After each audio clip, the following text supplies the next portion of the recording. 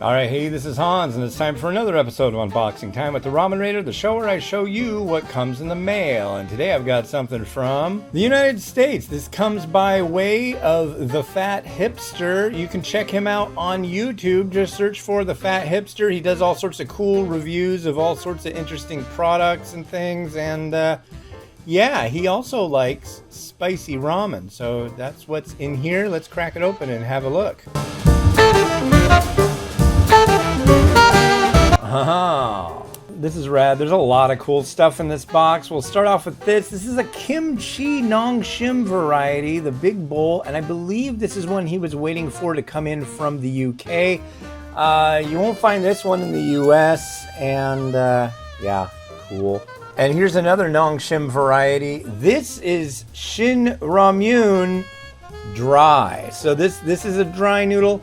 Look right there. See that? There's little bits of little Shin Kamaboko. This is going to be interesting. This is straight out of South Korea, not manufactured in the US. So cool. Thanks, man.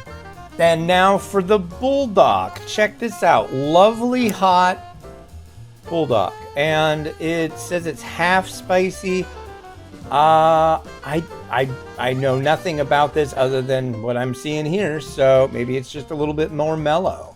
And this is the Rose Bulldog. So no, it's not rose flavored. Rose is a combination of like the sauce from Carbo and the regular Bulldog sauce. So it's like a creamy, spicy one.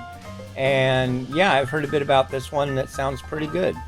Okay, this one I'm not sure what flavor this is. It's got the same color, I think, as the Habanero Lime that's come out here in the US. So I guess we'll see. I'll have to ask him about it.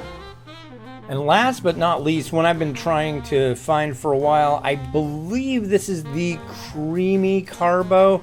I think it just has more of a cheesy sauce to it. I really don't know, but I've been wanting to try this for a while, so rad. Thank you very much.